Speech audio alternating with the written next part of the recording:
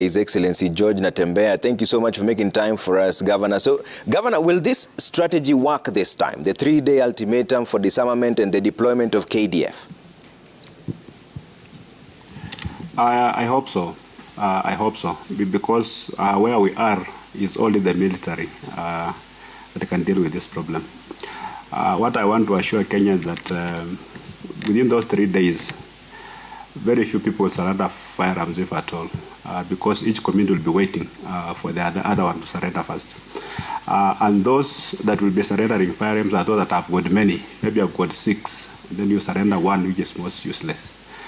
For me, I'm looking forward to the start of the actual operation. Governor, during your time as the regional commissioner, how come all the strategies you deployed never worked? The peace caravans never worked, the disarmament never worked, the police reservists never managed to quell this banditry? They never worked because they were made not to work. Every single strategy that I put in place, including disarmament, was not allowed to take effect. As a regional commissioner, I don't take decisions unilaterally. You have to get approvals from your bosses at around the house. We had meetings, including even with political leaders at around the house. Some of them, like in Samburu, even we agreed on the date that the operation was supposed to commence. The date came and went. There was no word from around the house. So no single strategy worked. As a matter of fact, the government, even at a point, decided to disarm all NPRs and opened up that L for the proliferation of illicit firearms. Peace caravans normally come after maybe an operation or after something terrible has happened. It's not supposed to be an end-all strategy. And those people don't listen to those peace caravans. Politicians love them because they just buy time. By the way, I looked at the body language of those leaders that the president was addressing today. 3/4 of them were fidgeting. That should tell you something. What should that tell me, Governor? He was addressing culprits. People who financed this thing were sitting in that meeting. Not all of them. I know guys like McClap are victims. Even the colleague from Turkana South, these are victims. But I can tell you, I know many of those guys who are there. They are now worried what's going to happen to their people. What are they going to tell their people when they say that elect me and I'm going to protect you, that your guns will not be taken? What are they going to tell them after 3 days? Those fellows are worried. And are part of the bigger problem. Lack of leadership, firm leadership, a leadership that looks for the best interests of the people, long-term interests, not just short-term political interests. When you say that the leaders are part of the problem, are you saying that they are the ones fostering this banditry, or is this a cultural practice or a criminal business enterprise? When did you hear a leader condemn their community after a raid?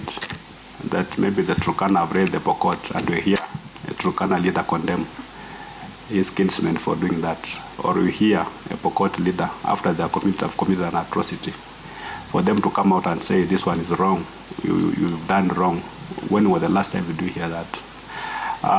Of course, it's also a commercial enterprise, because people funding these activities, some of them are living, most of them actually are living in Nairobi. They just provide support. These criminals are well facilitated. Who gives them food when they're living like Hippie Nature Conservancy for 2-3 months? Who gives them food? Who gives them other accessories? Who provides ammunition to these people? It's a larger problem that we are dealing with, and from where I sit, I want to believe that the president is well briefed, that he appreciates the enormity of the challenge, and that he's going in with a firm resolve to solve this problem once and for all. And even to avoid the leadership challenges in this operation, I think the military should take the lead role. Let the others just provide support. Otherwise, if you just go there and say the military and the police, they're going to share that place into sectors. You can say that Samburu, the military is in charge, Turkana, the police, and they'll just be blamed. You've done our bit, you've not done your bit. Let one, like now, when it's a multi-agency operation, the military is there, That is the bigger brothers. Let them take the lead role. Let the others, including civilian authorities like the chiefs and the Sun chiefs, provide supportive role, and we are going to end this menace. But Governor, during your time as the RC, how come these leaders you're saying were never arrested? They were arrested. But what happened? Those leaders were arrested, you can check, but the cases went nowhere. They were arrested, they politicized the cases. And then again, the people who are supposed to provide evidence to the police, again, these leaders are the beneficiaries of these political leaders' activities. He's our son. He gave us guns, he gave us ammunition. You know he did that. You are the only witness. They never come out to record statements. How do you take somebody to court without evidence, without anybody writing a statement saying the member of parliament came to this particular place and gave us ammunition? Yeah, the threshold is high. So they walk and continue committing these atrocities. Where do these animals go, Governor? During your time as the RC, where did you find out that the animals are taken to? You guys eat these animals in Nairobi. And this one is a statement of fact. I'm not speculating. Because if 1,000 animals are stolen from the Chamus, and they are taken to Laikipia Nature Conservancy, for instance, 1,000 animals, not a joke. They will open a road where they have passed. They open a serious road, you can see it. But somehow they disappear in thin air. We even gave instructions that no animal should be transported after 6 p.m. And we instruct our police officers to man roadblocks from Nairobi, from Baringo all the way to Nairobi. But these cartels, no, they'll know who's on the roadblock. They carry money and compromise everybody. You go to the Dagoret slaughterhouse, try to look for the horns of those animals that are slaughtered there. You'll not find any, because people identify the animals using the horns. Utapata ngozi, utapata pembe. These animals are eaten by the good people of Nairobi. You are funding bandits in the Rift Valley. Yeah, but Governor, you were saying earlier on that your efforts to stop this was frustrated and they were made not to work. How are you frustrated? Yeah. As I began by saying, when I went to the Rift Valley, I said I was going to be the last regional commissioner to talk about banditry. I was very enthusiastic with a lot of gusto. And I mobilized all security agencies, all my officers all the way from Turkana to Baragoi, and even had a meeting with the commanders in Eldoret KVDA. And I told them that, guys, let us suffer for 2-3 months. But let nobody else who comes after us suffer the way you have suffered. And people agreed, and we agreed in one resolve that we're not going to ask from the government any allowances whatsoever. All we asked for was to get area support, and that we have enough fuel, we have enough vehicles, and most importantly, that we are given the authority to go ahead to move in. We divided the North Rift into sectors, and my commanders were ready. They said, let them die, but they'll die protecting Kenyans. We were never given that approval. You brief the PS, and then it just ends there. Next time you call, they don't pick your call. People are killed, you call. Nobody picks your call. How is it supposed to work? As I was saying, for the 3 years I was at Rift Valley, I spoke to His Excellency the President Uhuru Kenyatta more times than I spoke to my peers. So in that kind of circumstances, how do you succeed? You don't have fuel, you don't have vehicles, the officers are completely demoralized. Someone just woke up one day and said, officers in the operation area should not be paid house any allowance whatsoever. Hardship allowance, nothing. The salaries they are paid, the same salary that the traffic officer in Shaurimoyo, Nairobi, is paid. There's no food. Officers are given food. Food is procured centrally in Nairobi. You buy cabbages in Molo. You're an asked officer is taken to the headquarters in Gilgil, then is transported to Kapedo, and yet you can get cabbages in Baringo. But there's somebody with vested interest procuring these cabbages. By the time these cabbages land in Kapedo, they are rotten. You expect that policeman to fight banditry? How? And we raised all these things. Even look at the command structure. As an RC, you are held responsible for all these things. You are just the chair of the security committee in the region. The thing that you discuss, sometimes the police are supposed to implement, but somehow somebody was not invent that meter, sema wachane maneno ya Russia anaenda anasema then it ends there. So these are the challenges that we face, and when I said they didn't work, it's not because that I, as the chairman of the Regional Security Committee, did not do my part.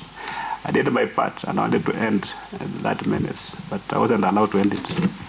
But Governor, were you allowed at some point to advise in terms of the military personnel or the personnel, the officers who are deployed there? There were complaints that some of them were too young to go to a place inexperienced to deal with experienced bandits. Those experienced are not just bandits. Some of them are former police officers who have retired or they were sacked. Some of them are military officers who, because of indiscipline, they were sacked. Some of them are deserters. These are people who are trained together with their colleagues who are currently serving. They understand all tricks. They understand all strategies. So if you pick a guy from college, a guy who has grown up in Nairobi all his entire life, and you are taking him to Suguta Valley, the guy, of course, will go there and he'll die. Because these people spend most of their time actually guarding their camps, because every night the camps are under attack. Actually, every time a new commander shows up, those posts must be attacked the entire night. So as carry on largely protecting the camps. And they're picked like flies. Officers have been killed in their camps. And sometimes you get the feeling that even these bandits just kill police officers for fun. They know they can't defend themselves.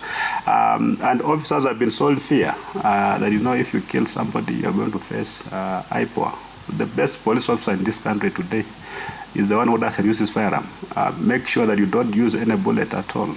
Don't even carry a bullet in your gun so that you don't kill anybody.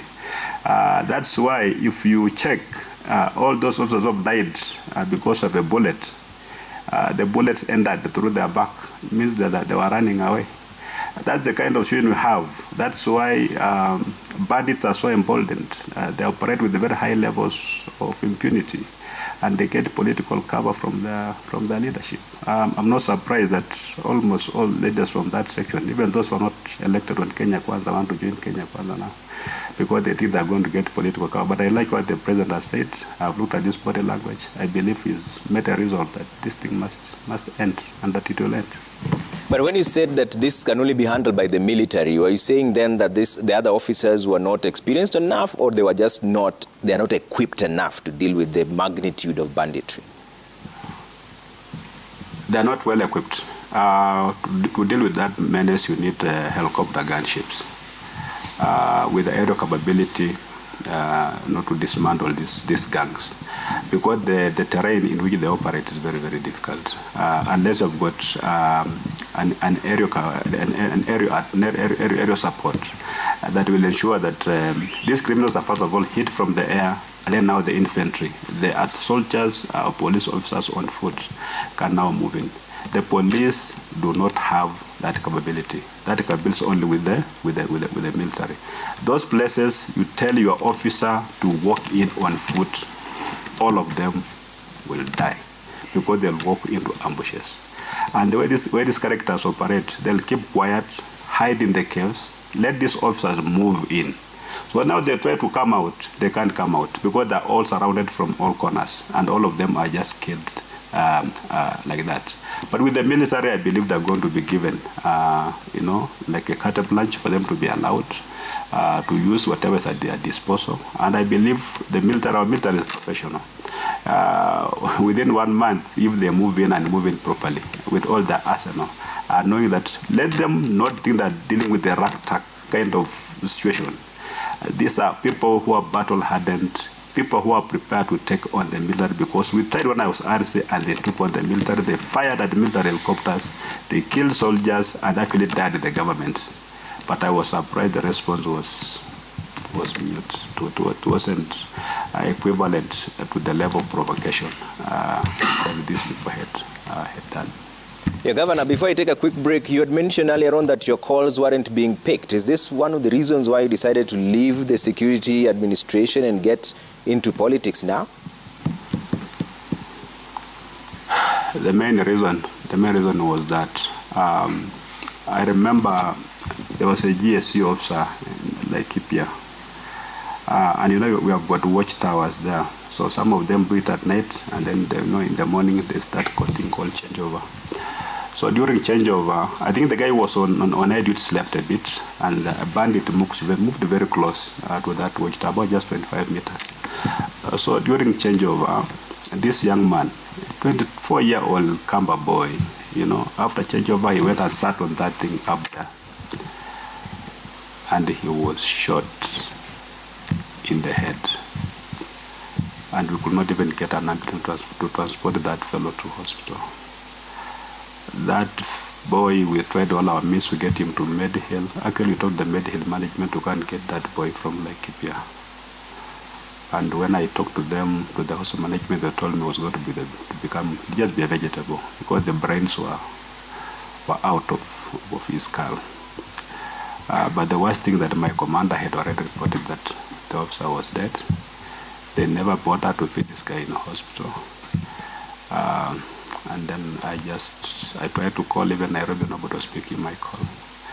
And I knew I cannot call the president to tell him that one boy has been killed. So I decided that I was not going to preside over the deaths of innocent people. I was quitting. Of course, I said I didn't even join politics or the additional on my mind. I was just leaving. I didn't even know where I was going, but I just said, I'm leaving. Guys, it was frustrating. And then you find elected leaders, some of those areas like Marakwet. People are always on radio stations, you know, talking nonsense, basically insulting you. They don't know what kind of challenges that we are going through. But let the president this time facilitate his officers and tell them, I've given you all these things. Guys, give me results in 30 days. And our president will get the results in 30 days. You should not listen to anybody. Otherwise, our people will continue dying. All right. Governor, thank you. Stay with us. We'll come back to this discussion again proper during the town hall.